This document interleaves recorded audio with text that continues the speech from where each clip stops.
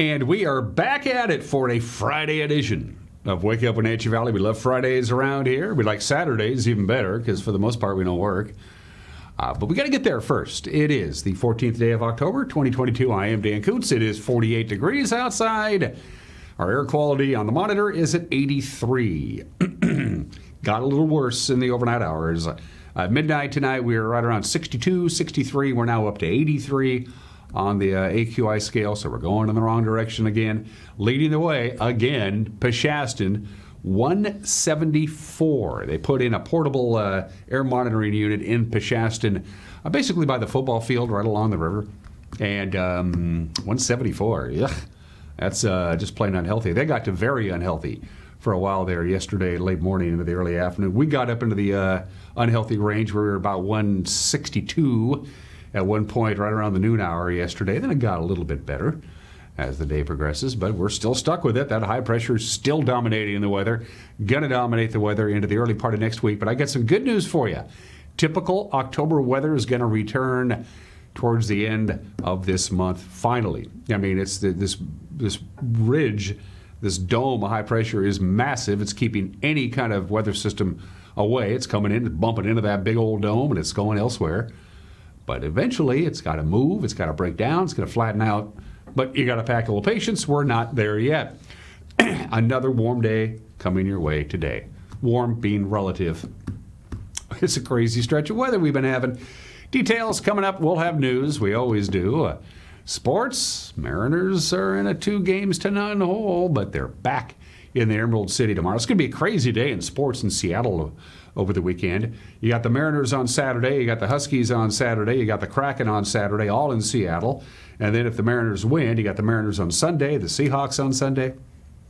Lots of sports going on in the Emerald City. We got sports here tonight. It's homecoming for you Wenatchee High School alums. If you go to one football game a year, you're supposed to go to homecoming, and this is tonight. As the Wenatchee Panthers take on the Davis Pirates, we'll have that game for you live at Lee Boffalo Field at the Apple Bowl beginning at 6:30 with the kickoff at 7 o'clock. It is 48. I think I mentioned that. Shall we go? Oh, back half of the program. Can't forget. Part 2 of my conversation with Dr. Becky Berg, the superintendent of the Eastmont School District, to give you the information that you need. If this bond passes, $185 million is what they're asking for you voters in the Eastmont School District. If it passes, the improvements coming to some of the area's schools and facilities and campuses. Becky will give you that information in the back half of the program. Now we can begin our tour. And by the way, we started out with that unbelievable shot of sunrise out in Ephrata. That was beautiful.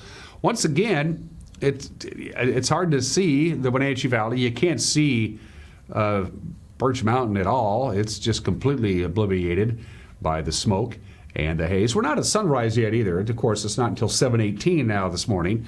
Sunset tonight, 6:15. That's 10 hours and 57 minutes of daylight, losing about 3 hours of daylight a day. Yesterday's high was 74, just short of the record high, but our normal high is 62 degrees. We've gone 22 consecutive days now with our afternoon high temperature above normal, and it hasn't been just above normal by a degree or two. It's been above normal by 10, 12, 14 degrees as this high pressure just dominates the weather.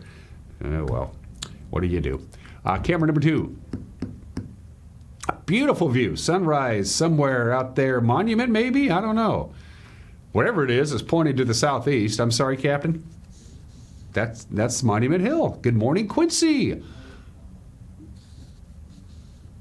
Oh, that's Ephrata. Okay, because we have a couple of cameras out in the Ephrata area.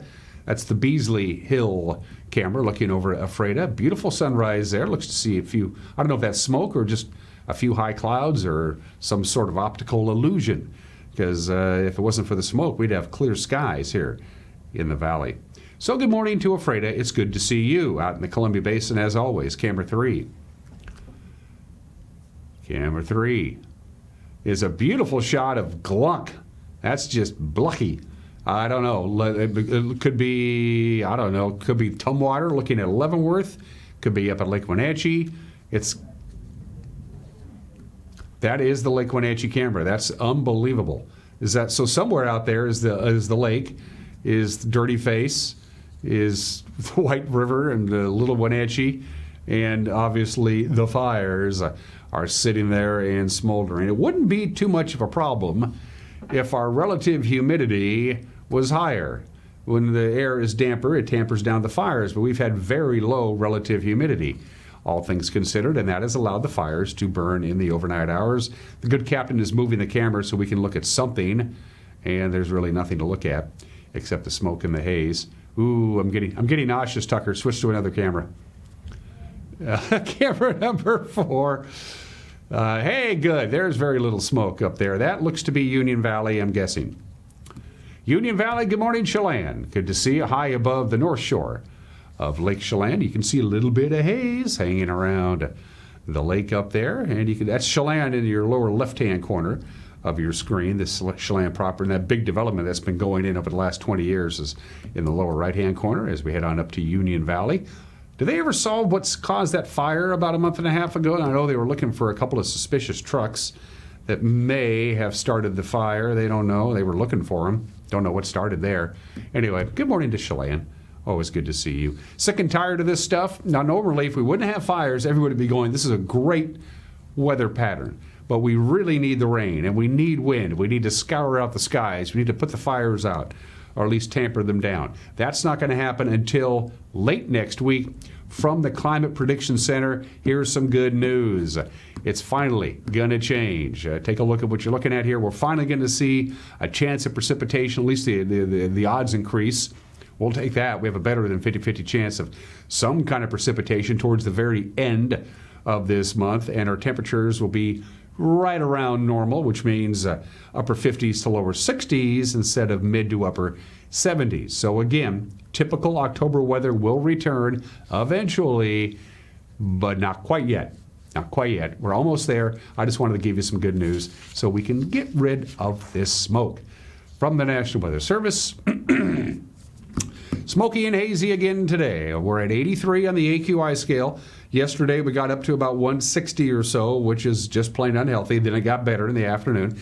We're looking at about 77. We hit 74 yesterday, a little below what we were thinking. 50 for the overnight low. By the way, the record high for today is 77, so we have a chance at that. All of these temperatures, again, well above normal. Our normal high temperature is now 62 degrees.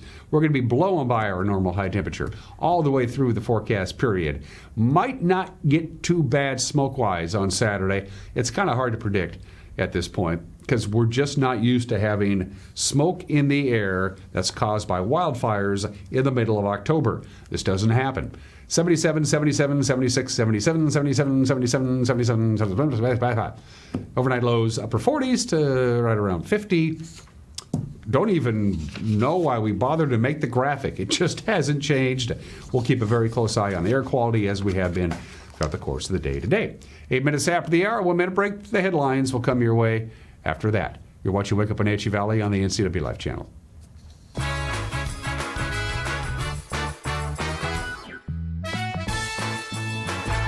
I'm Kim Schreier, and I approve this message. Dangerous. That's how voters describe this out-of-touch politician, Matt Larkin. Because Larkin said he'd cut veterans' health care and supports a national ban on abortion, overturning protections here in Washington and putting women's lives at risk. Larkin even said he, quote, aligns with Marjorie Taylor Greene and said, quote, this isn't the time for moderation. That's Matt Larkin, the definition of dangerous. It's the NCW Life Community Calendar, brought to you by Cling Connection. The series of seasonal nature walks hosted by the Wenatchee River Institute continues this month with Autumn Ambles. It's a leisurely 2-hour walk through Waterfront Park in Leavenworth as experts explain the natural and cultural history of the area. Plus, you can see the golden leaves of fall and the spawning salmon. The next 2 Autumn Ambles are on October 14th and on October 20th. Go to WenatcheeRiverInstitute.org for more details.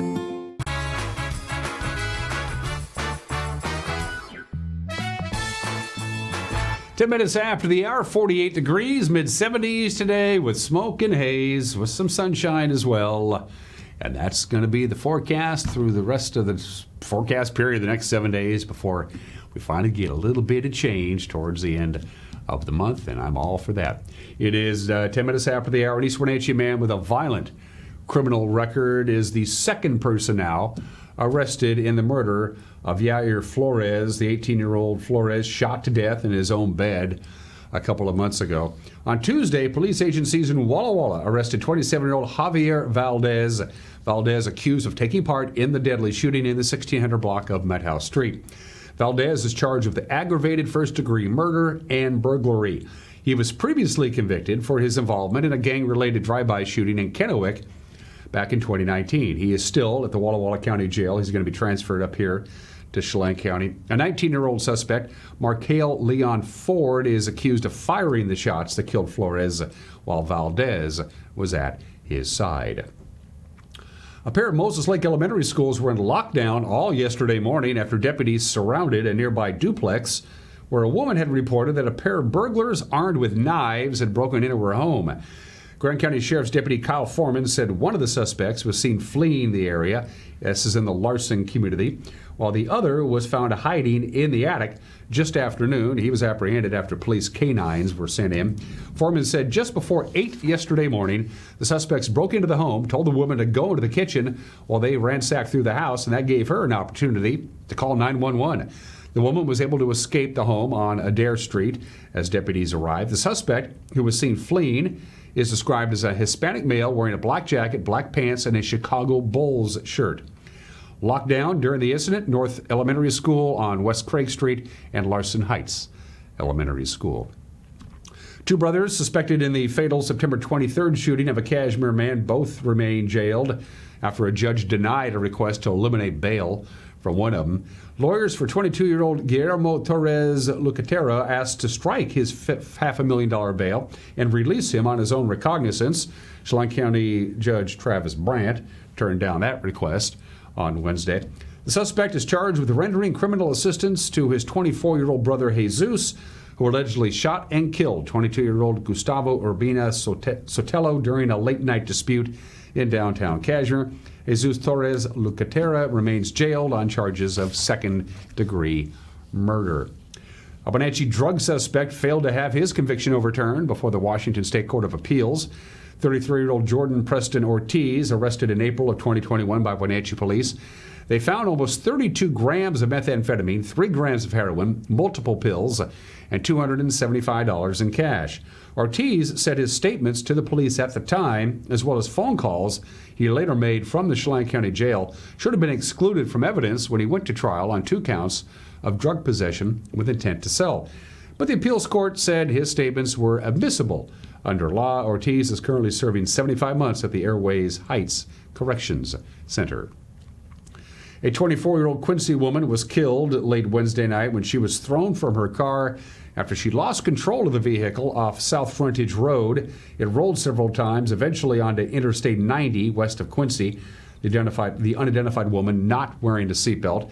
The Grand County Sheriff's Office said at about 11:20 on Wednesday night, the woman was driving a 2009 Pontiac eastbound on South Frontage Road West when the car went off the pavement. She overcorrected. The car hit a barbed wire fence and then rolled across the eastbound lanes of I-90. The Pontiac then came to rest on the I-90 median cable barrier. The Sheriff's Office said the woman died at the scene. The accident remains under investigation. In an effort to combat repeated problems at Soap Lake parks, the city has begun installing surveillance cameras. The Soap Lake City Council recently approved the purchase of the camera pods, and the Public Works Department's been putting them out this week at city parks and the skate park as well. The police department said people will see flashing blue lights from the pods. Each pod contains 2 to 4 cameras. Police said the parks has suffered thousands of dollars over the years from graffiti, thousands of dollars in damages over the years, graffiti, vandalism, illegal dumping, reckless driving, and thievery as well. And the Chelan Douglas Health District is going to shut down its COVID-19 testing and vaccination site at the Town Toyota Center later this month. The health district said it's a decrease in demand that led to the decision. Vaccines will remain available by registration only through October 26th. Testing will stop on October 27th.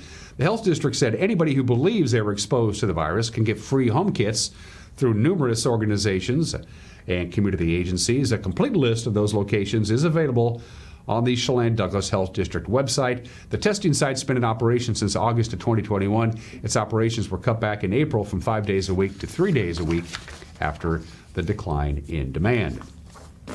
That's what's making news at quarter after the hour on this Friday. We will have a newscast for you tonight at 5 o'clock, 6 o'clock, and 10 o'clock. And we'll have high school football beginning at 6:30 with the Panthers hosting the Davis Pirates. And with the preview of tonight's newscast, here's Grant Olson. Good morning, Dan. Coming up tonight on the NCW Life Evening News, more haze today and then clear air and mild temperatures this weekend and into next week. I'll have all the details in your complete North Central Washington weather forecast. And coming up in sports, Eric Granstrom has more on the Mariners game yesterday against Houston and has a look at the weekend's high school sports schedule and the Seahawks as they prepare for Arizona on Sunday. That and all the day's news stories coming your way tonight at 5, 6, and 10 on the NCW Life Evening News. We hope you'll join us then. Dan? Thanks, Grant. And if you have a news tip, and we've gotten some pretty nice stories, some important stories because of you folks, reach out to us. We'd love to hear from you. You can get a hold of us by going to our website, ncwlife.com, and click on the Contact Us icon. You can email us directly, news@ncwlife.com, or you can go to our Facebook page and use the Messenger app. After a break, the Mariners are in a 2-0 hole, but at least they're coming home. We'll talk baseball playoffs when we come back. You're watching Wake Up at Ashley Valley on the NCW Life channel.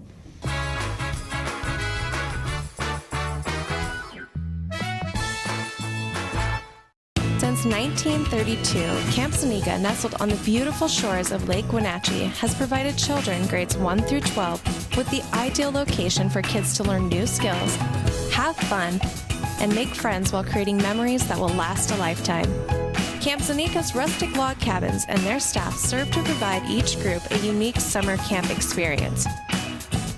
Register for Camp Seneca today, www.campfirencw.org. Scare Crazy in Cashmere. It's a spooktacular good time all month long in Cashmere. Scarecrows will be waiting for you throughout the town. Silly ones, spooky ones, and everything in between. Yeah, it's Scare Crazy in Cashmere. Bring the family and find the scarecrows all around Cashmere. And be sure to thank these fine sponsors. Weeds Cafe, breakfast, lunch, lattes, open 7 days a week. Cashmere Veterinary Clinic is natural pet care in everything they do.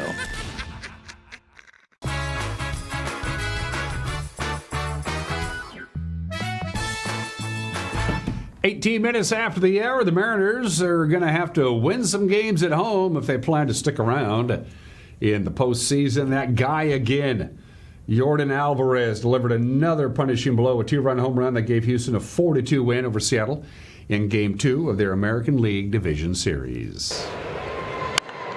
Tucker sends one high and deep to right field. He's watching this one fly. And Kyle Tucker puts the Astros on the board.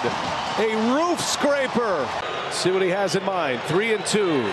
Santana on the ground. Slow roller. Gloved well. Coming to the plate. Oh! Valdez throws it away. A run is in. Haniger goes to third.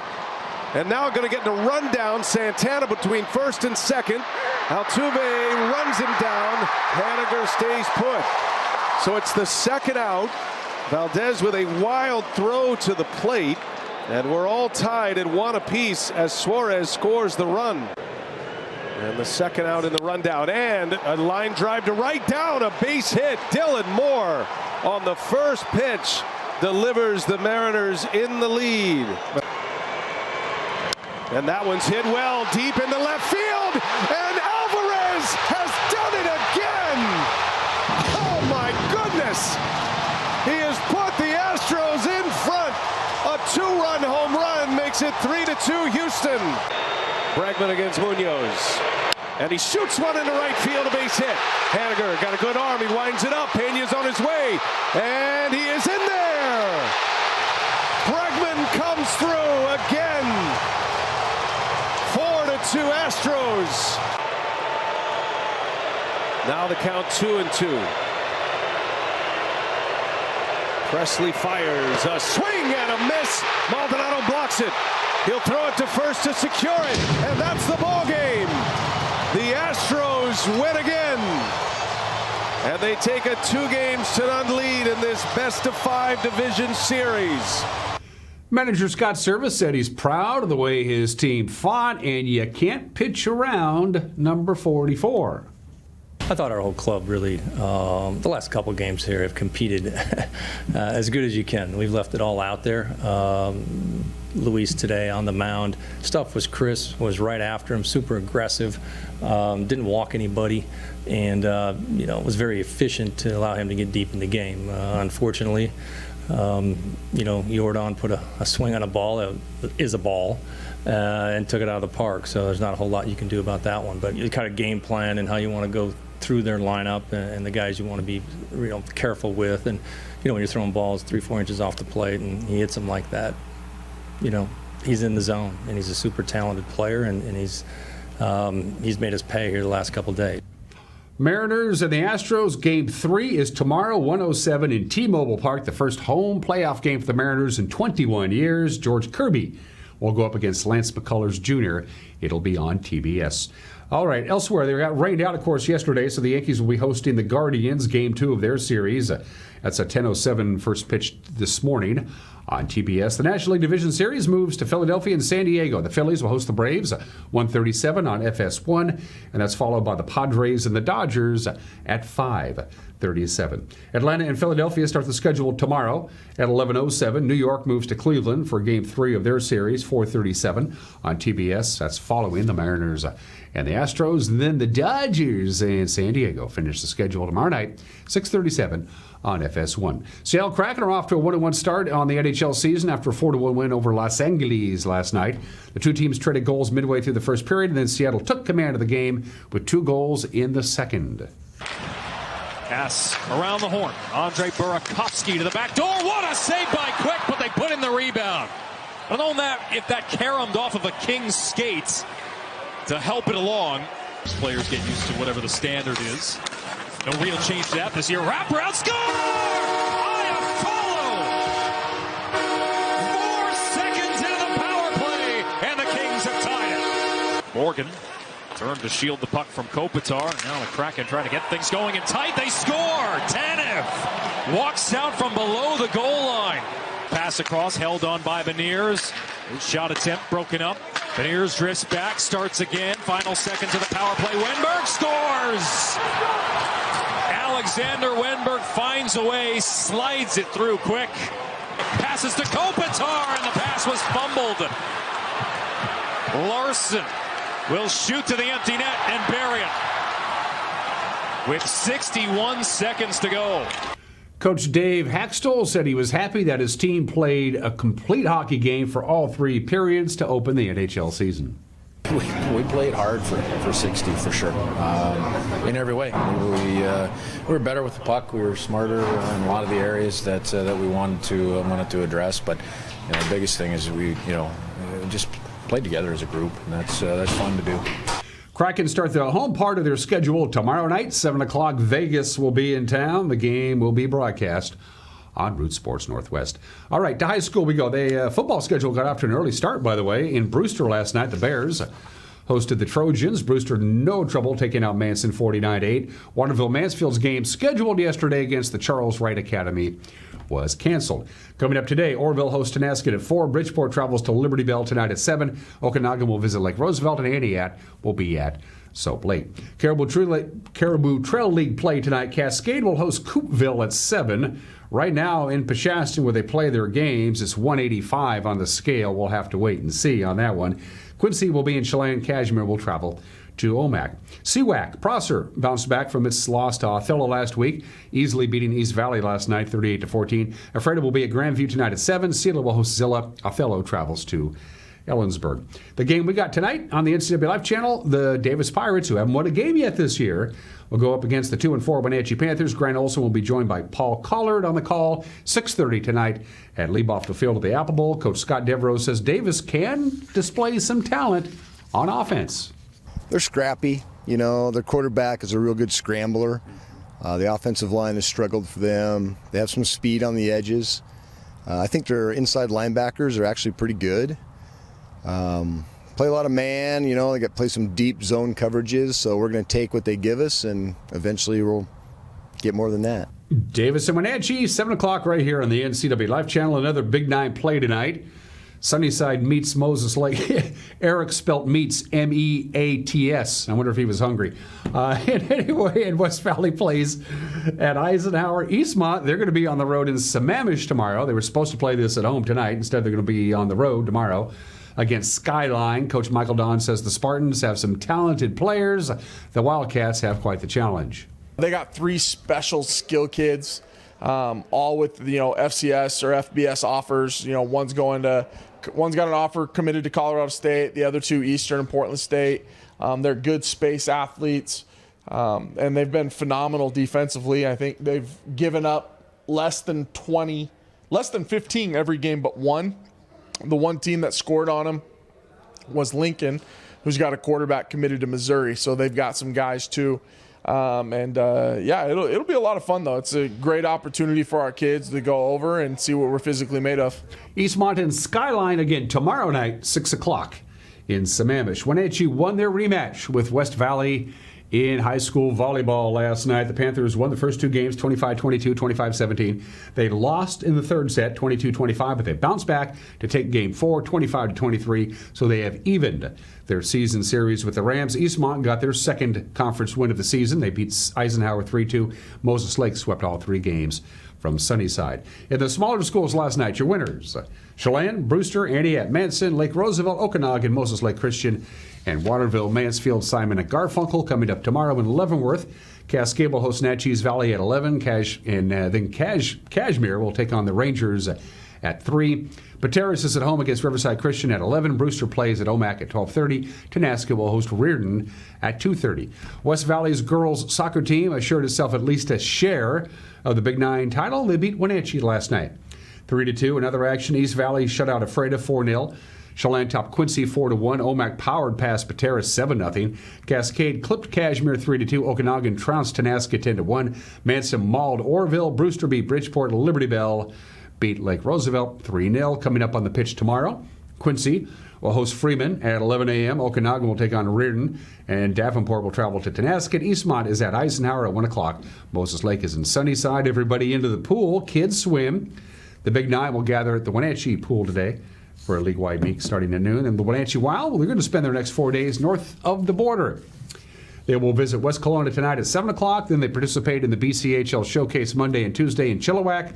Then they'll take on Langley Monday at 7. And then the host team Tuesday at 7. The Wild finally open up the home part of their schedule 1 week from tonight against West Kelowna. College football, they'll get going tomorrow afternoon. The Huskies will host Arizona at Husky Stadium, 2:30 on the Pac-12 Network. Eastern Washington's on the red carpet against Sacramento State, 4 o'clock on ESPN+. Washington State is at Oregon State tomorrow at 6. That's on the Pac-12 Network. And Central Washington has homecoming in Ellensburg tomorrow night at 6 o'clock against Midwestern State.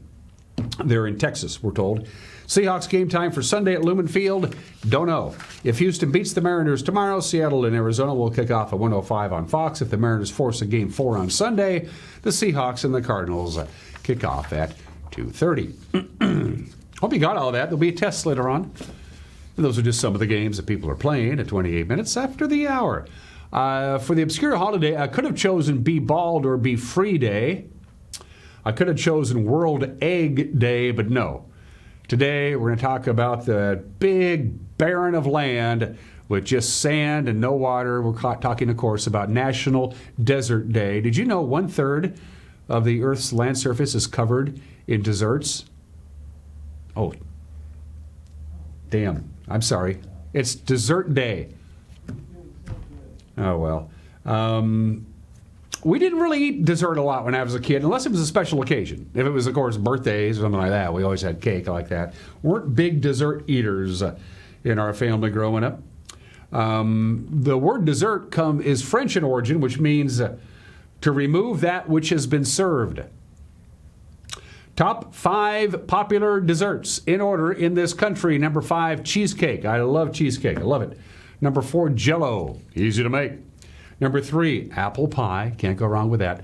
The second most popular dessert is chocolate cake. And number one most popular dessert, ice cream. So go out to the desert and have some dessert today. Damn spell check. Bottom of the hour. Today in history, FDR was running for a term as the progressive candidate. Of course, he was president, and then he said, I'm not going to run for again. And then he said, I want back in again. October 14th, 1912, so it was 110 years ago today. He was giving a speech in Milwaukee, and he got shot. John Schrank shot him in the chest, and he still gave his speech. He delivered his scheduled speech for like an hour and a half.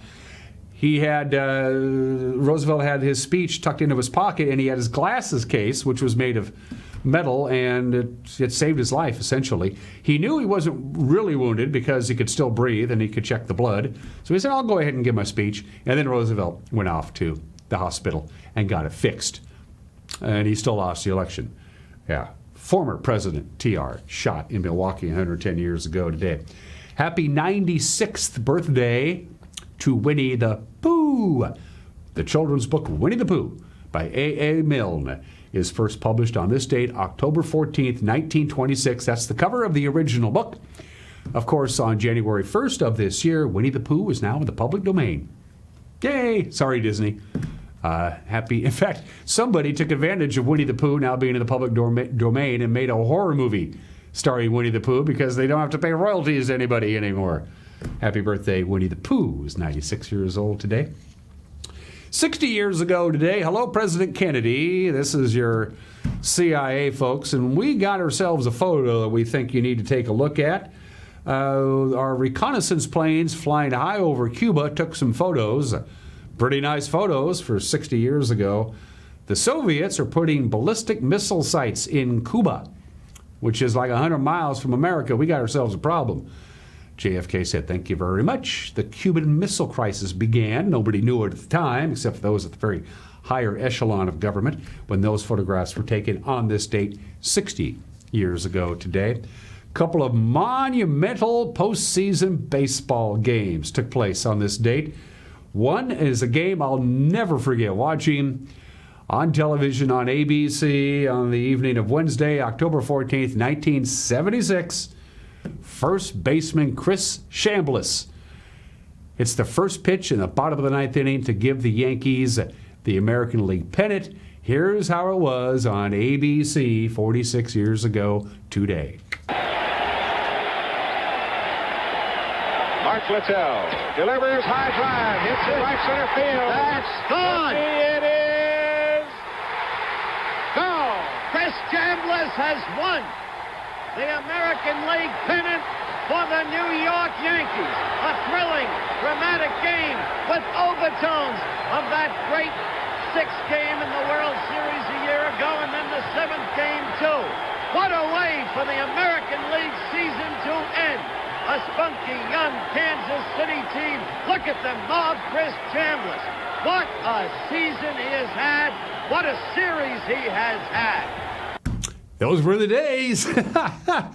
About 20 minutes later, he never touched home plate. Of course, between second and third, as you saw, it was like, I just got to get the hell out of here before I get mugged. He made it into the clubhouse. They partied. They celebrated. And, of course, it was pointed out that you're supposed to touch home plate to make it official, even if you hit the ball over the fence. And so about 20 minutes later, accompanied by 10 of New York City's finest uniformed police officers who surrounded Chris Chambliss, they went back out to home plate to touch it to make it official. Home plate wasn't there anymore. They had dug it up and hauled it away, so he touched the hole where home plate was supposed to be. Yeah, it's not really a rule. The umpires can simply say, if you can't physically touch home plate, then it's still a home run. The Yankees win the pennant, 1976. And this is the 19th anniversary of the Bartman incident, the Steve Bartman incident.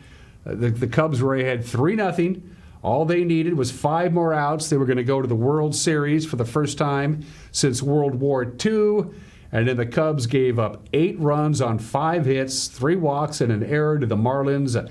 The entire team fell apart after, well, watch it.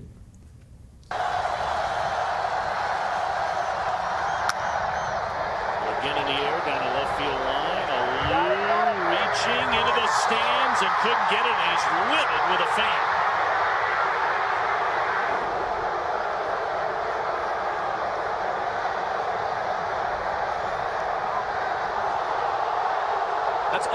close to fan interference right there. The umpire's all over it. The umpire right down there, Mike Everett's on the play. If Alou has to reach into the stands, it's fair game for the fans to catch the ball. If the fan reaches out over the field, then it can be ruled fan interference. That is very, very close.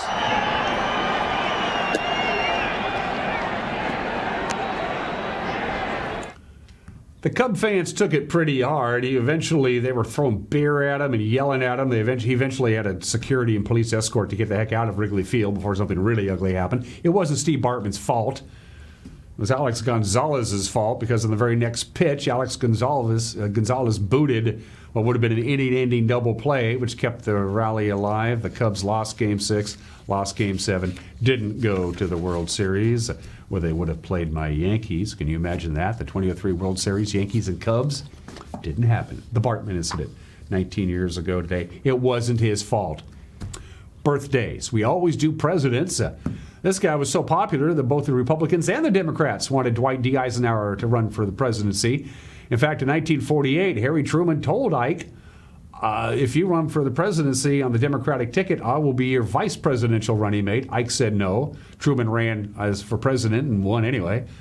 Dwight David Eisenhower, the American politician and general, 34th president of the United States, born in state in 1890. He was 65th in his class of 165 at West Point, the class of 1915. He wanted to go to college, couldn't afford it. Family couldn't afford it, said sorry, so he applied to the Naval Academy, who turned him down. The Army said, we'll take you. The Navy said no. Camp David, of course, the presidential retreat in the woods of Maryland, is named after his grandson. Eisenhower smoked 4 packs of cigarettes a day from the time he was at West Point until just before he became president. Then he finally quit. He had 7 heart attacks, probably why. He was the first president who was constitutionally prevented from seeking a third term because of the amendments. And he was also the first president to be affected by the Presidential Act, which gives him a lifetime pension and a security guard and paid staff and all that stuff. And Eisenhower painted over 200 paintings, and they sold for a lot of money. And as Eisenhower later said, I'm not that good of a painter, but because I painted them, I can sell them for a lot of money. Ike, born in this state in 1890, and who many people consider the greatest coach of any time, of any place, of any sport ever, John Wooden. Born in the state in 1910, lived to the age of 99. Of course, he led UCLA to 10 national championships in 12 years, including 7 in a row. They had an 88-game winning streak. He was the 7-time National Coach of the Year, the first person ever to be inducted into the Naismith Memorial Basketball Hall of Fame twice, once as a player and once as a coach, and the most prestigious award that a college basketball player can win.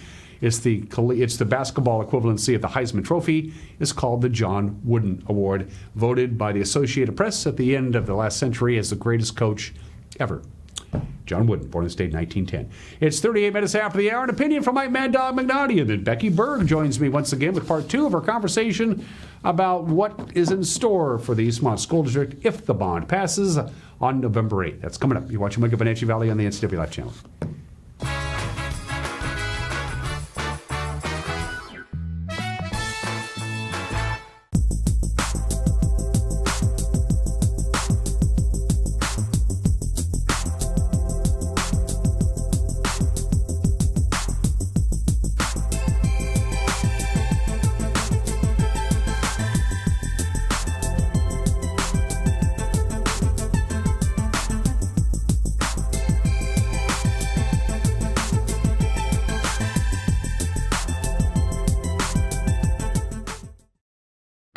Josh is a small business owner in Chelan County. This Josh just switched to long-lasting LED bulbs. That Josh still uses conventional light bulbs. This Josh spends more time with his customers and growing his business, knowing his LEDs will last for years. That Josh is replacing his conventional light bulbs again and again. Install new lighting in your local business. Chelan County PUD can pay up to 100% of the cost of your new lights that save energy. This could be the view out of your office window. North Central Washington is probably one of the most beautiful places to live, and you get to experience it all as a transit operator. Link Transit coach operators enjoy full family benefits, paid CDL training, a state-of-the-art fleet, and the satisfaction of being part of a progressive, community-minded team. We have a lot of fun with each other. I mean, it's a good group of people. We're all kind of like a family. If you like this view, Link has a seat for you. The next operator training starts soon. Apply today at linktransit.com.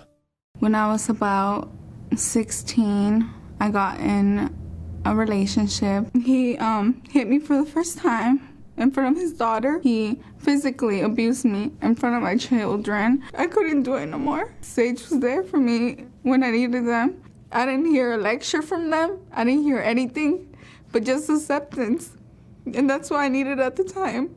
And they help you with everything that you need to move on in life and heal.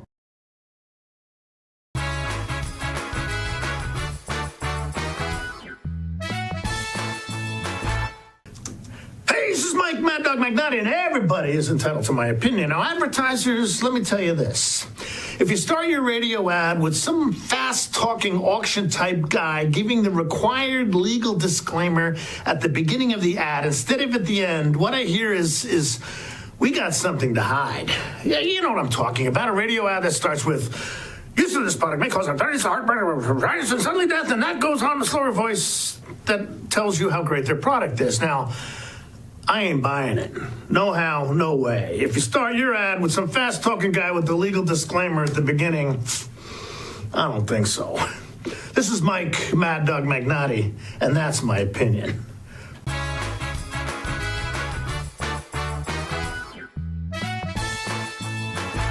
COVID-19 has impacted all of us. Being healthy today might mean something different to you, your neighbor, or your colleague. My healthy is getting back into the gym and eating right. Finding resources to help with my health. A message from Chelan Douglas Health District. Connect with us on Networked as we introduce you to the people and organizations who are leading innovation in the region. Get inspired, engaged, and networked right here on the NCW Life channel.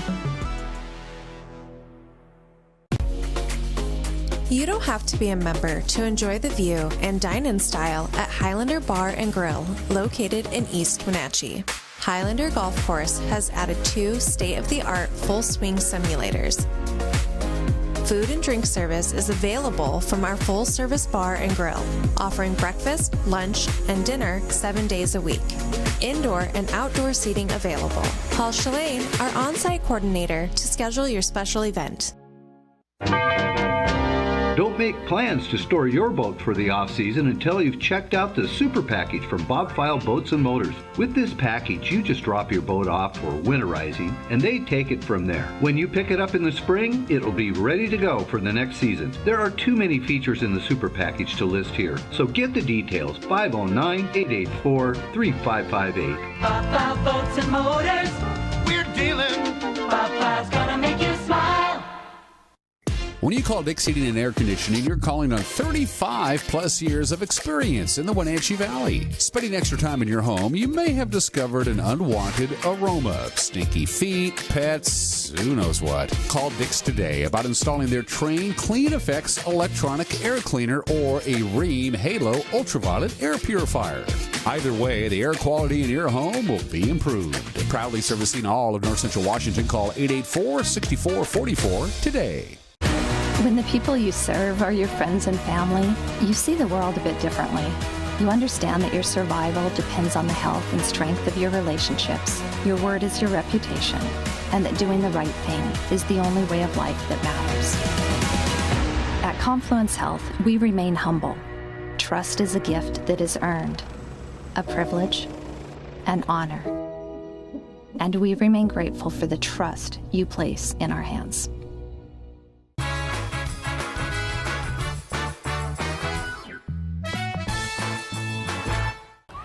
Welcome back to the program. We are here at Cascade Elementary School, which back when it was built in 1967 was out in the middle of nowhere here in East Wenatchee. East Wenatchee has grown and has caught up to Cascade Elementary School. Again, we're here with Dr. Becky Berg, the superintendent of the Eastmont School District, to inform you, voters in the Eastmont School District, what would happen to various schools and properties if this $185 million bond passes on November 8th. Don't forget, it's a bond. That means a 60% supermajority and also a minimum turnout. You don't have to worry about that. You're going to hit the turnout numbers without any problems at all, Becky. Cascade, built in 1967. We talked about this when we talked about Lee Elementary School, which has a little over 30 outside doors that go directly into classrooms. Lee's got nothing on Cascade. Cascade's got 60 doors that go directly into the classrooms or into the building. That's 59 too many nowadays. It's 59 too many. And if you can think of 1967, the last thing on our mind was school violence and having to harden our schools. It was more invitational and please come. That's still in our hearts, but our schools need a single point of entry. We need to see who's coming and going, and we need to minimize exterior doors that may or may not be shut after recess, may or may not be shut in between classes. This bond will significantly help with that. This school was built in '67. It was modernized in 1994, but it wasn't really a lot. And all they did a few years ago was they had a couple of classrooms, and they actually put a kitchen in and a cafeteria, because they had neither one of those. Again, it's kind of hard to believe that there was a time when there wasn't a kitchen here, that the food had to be made elsewhere and brought in. Crazy, huh? Yeah, it's crazy. But now it's and school nutrition's terribly important. Very much so. We need to mention that. The idea that they can so. cook the food here. This is not like the school lunches I ate in the 1970s. Lots of fresh fruit, lots of fresh vegetables, kind of an all-you-can-eat vegetable and fruit methodology, as well as really sound nutrition. We talked about this at Lee, the playground issues at Lee. It's even more acute here. This is a beautiful campus, but the playground is terribly out of date. It's not attractive for the kids. Attractive for the kids. We're keeping up with fun parks and all of that. But on top of that, it's really our inclusivity. We have 5 particular children here who are in wheelchairs, and the pavement is uneven. The bark in the playground is inaccessible. We have a brand new, beautiful, inclusive playground at Clovis Point, and I encourage you to go see it. It's where every child can look out and say, it's recess time and I belong. So that's what we want for all of our schools. Yeah, being ADA compliant doesn't mean, oh, we're just going to put in a couple of curves that a wheelchair can get through and call it good. It doesn't work that way. Correct. Yeah, it doesn't work that way at all. Same deal with Lee. Your air conditioning, your HVAC system, it's falling apart. It doesn't work anymore. I can't find the parts anymore. It's too cold in the winter. It's too hot when it gets hot. It doesn't work. If you talk to our HVAC and our electrician, you see the need immediately. We're maxed out in just about both of those areas. So the interior systems in the oldest part of our buildings from 1957 to 2022 is a long time to keep those taped together and pieced together. Our maintenance department does a great job, but there's only so much they can do with aging equipment. And you can't see them from this shot, but portables, the bad P word, they got them here too? Yes, we have many portables, and that's a stopgap measure when you have growth and you can't afford to build brick and mortar, we call it. But if you think about it, they're isolated from the original school. They may or may not have a restroom and a sink. They have an exterior door, and they become a permanent fixture. So it's time in Eastmont to get rid of our portables, and that's our commitment with this bond. And the same problems at Lee, and I know it sounds like a broken record, but unless a bunch of 4th graders have driver's licenses, you got a serious parking issue here. They're literally parking cars up against buildings on dirt lots, wherever you can park a car, you park in a car. It's terrible drop off and pickup for the kids. Yes. All of that will be addressed if this passes. Yes, we'd love people to visit our schools for events, and right now if you're here at the wrong time, you're stuck. The traffic circles the entire block and then some, and then very few parking spots. So as with our other schools, we'll have a separate bus loop and a separate parent pickup and drop off, and that should aid in physical safety and in the patience of our drivers, and even help our older neighbors who are tired of the congestion. It's always good to be a good neighbor, isn't it? It's very important for schools, yes. So to recap, as far as the elementary schools are concerned, Lee, they would get rid of all of the portables. They would make sure that there would be one central entry and exit way in and out of the campus. The same deal here with Cascade. Kenroy has some issues as well. Kenroy was only built in 1958. So it's only 64 years old. It's a 64-year-old school. Even though it's been modernized, it's old. With thousands of participants going in and out daily, thousands of users over that time, and Kenroy has very similar facility structure and quality as to the other 3 schools on the bond issue. So the elementary schools are really getting, if this passes, they're going to get a huge, much-needed modernization and facelift. Absolutely, and we will do it Eastmont style. We won't go over the top. We like to say we will not be building glass palaces. We'll be building very functional schools. I loved coming into our new cafeterias and seeing the good old linoleum floors that we had growing up instead of terrazzo marble or anything like that. So as we've been quoted saying in the paper, we're building Fords, not Ferraris, and we're very comfortable with that. About 6-7 years ago, the Eastmont School Board had the forethought to realize that where the buses are located, and the maintenance vehicles too for that matter, doesn't work. They bought a lot. It's just sitting there. It's one thing to have an empty lot, but let's do something about the transportation hub, the transportation portal.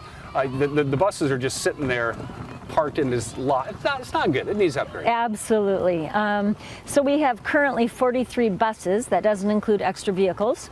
And our transportation center was built for 18. So we have 18 parking spots, including bays. It's aging. We have no way to fuel on site, so we pay full retail when we go fuel at our local establishment. And it's not good. When drivers get back from a late night trip, we don't have proper lighting.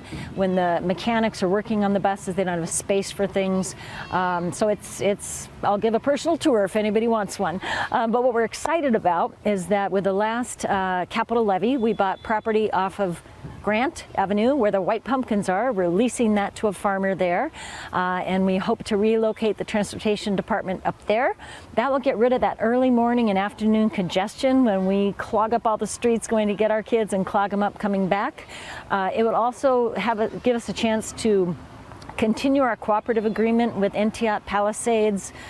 Even Chelan sometimes drives their buses down, so our mechanics can do work on those buses. We'll have our own fuel station, and we're even going to plan ahead for electric vehicles. We don't know when the cost-benefit balance will be affordable for a school district, but we're going to think forwardly when we design that building. So the infrastructure will be there when the time comes. You don't have to worry about doing it all over again. That's what we're planning to do, yes. And it should be pointed out here at Cascade and also at Lee Elementary School, their attendant footprints are the 2 biggest in the school district. Some of these kids who come here to Cascade are bused from a long way away, and they spend a lot of time in a school bus. Might as well make it as cost affordable as possible. As affordable as possible, and potentially electric vehicles at some point, like Link Light Transit. Let's talk big picture again. It's a $185 million bond. If it passes, it needs a 60% super majority. Becky cannot say vote yes. She cannot even say vote no. If she could, I'm pretty sure she'd say vote yes. I can say vote yes. Vote yes. Great, well put together, very informational website that's a link to the Eastmont School District website. And perhaps the most important tool for you property tax payers out there, there's a tool that you can use that calculates exactly what's going to happen to your property taxes if this passes. There is a tool, and a quick note on that. School districts are a different taxing entity than some. So when the board says $185 million, we don't raise a dime more than that.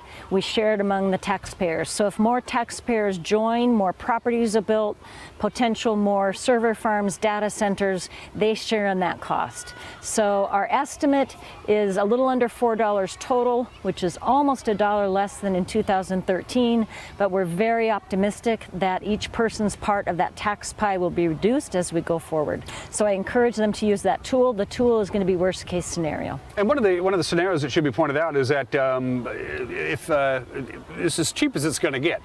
I mean, if it doesn't pass and you got to try it again in a few years, the cost of everything is going to go up. I hate to say that because it sounds kind of coercive, but it's absolutely true. Building costs generally don't go down. The assessed valuation may hold flat instead of grow, but we've been told by experts anywhere between 10 and 30% a year. So on 18.5 million, that's 185 million is 18.5 million in 1 year, and we still have the same needs. The needs don't go away.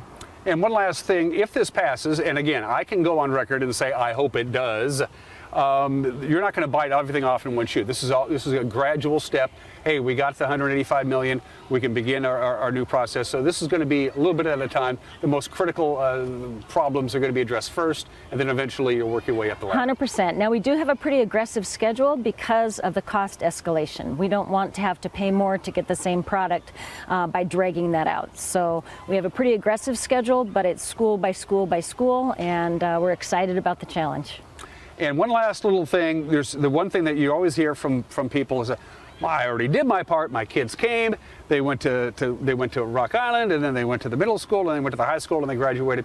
Why should I care? I did my part. They should care. A healthy school district is a reflection of a healthy and happy community. Really, and what our parents and grandparents paid forward for us, whether it's an aging part of this school, a newer part of this school, is really that civic spirit. People may decide to vote yes or may decide to vote no, but we're always thinking at least a generation ahead as we prepare kids for the future. Dr. Becky Berg, the superintendent of the Eastmont School District. Again, I'm going to editorialize. Vote yes. There, I said it. And again, all the information, it's very important information. It's all at your fingertips. They have it all put together in one nice little page. There's a link to it on the Eastmont School District website. I'm glad you're liking your job. You don't have to do this. Why are you doing this? What's a good day for Becky? What do you do? You could be retired.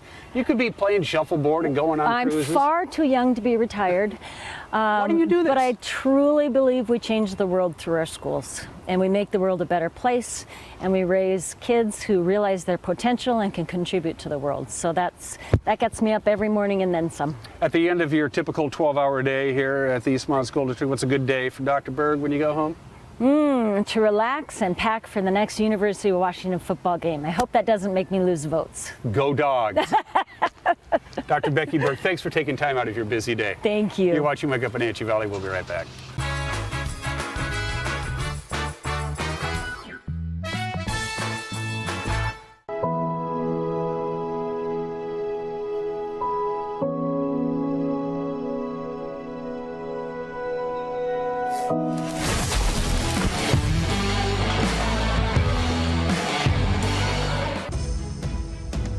Hello, television family. Grab your cup of coffee each weekday morning and join me. I'm Dan Kuntz, the host of Wake Up Wenatchee Valley. It's Wake Up Wenatchee Valley. It's everything you need to start your day. We're live and we're local at 7 a.m. every weekday on the NCW Life channel.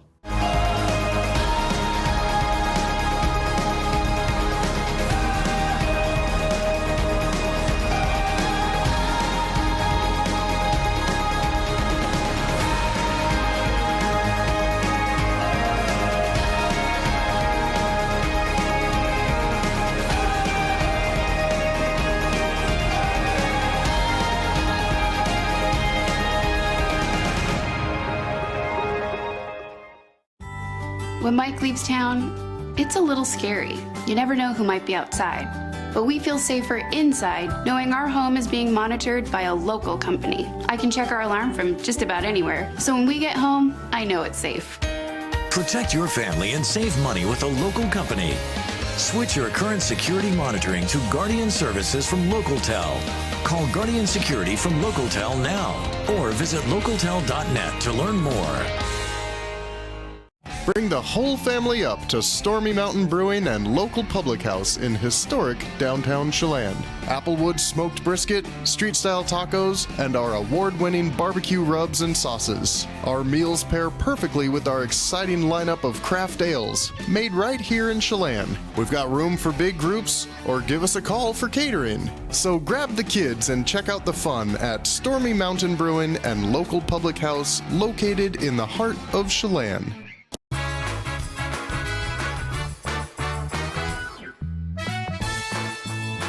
All right, let's wrap it up, folks, for this Friday edition of Wake Up Wenatchee Valley. Programming reminder, we got football tonight. Apparently it's been scheduled, so here we go. We got the Wenatchee Panthers hosting the Davis Pirates. Homecoming for the Panthers, 6:30 pregame, 7 o'clock. We'll take to the air in high definition and monophonic sound. Unfortunately, here we go again with the air. You can see it behind me. It's pretty bad. And at this point now, today, it's a little bit worse than it was yesterday. Here's the latest slide from the Washington State Department of Ecology.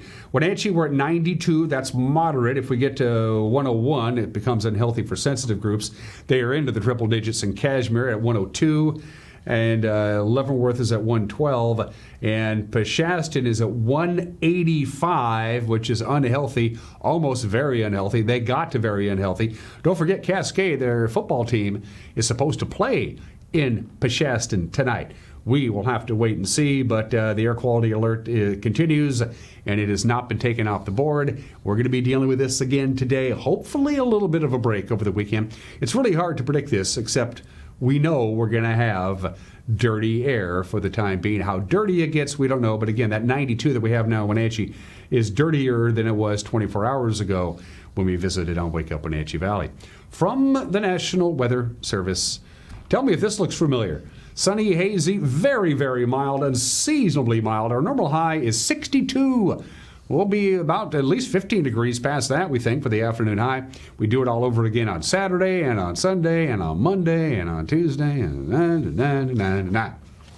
that is it for us. Have a great Friday and a great weekend. We will see you tomorrow. No, we won't. We'll see you Monday. Bye-bye.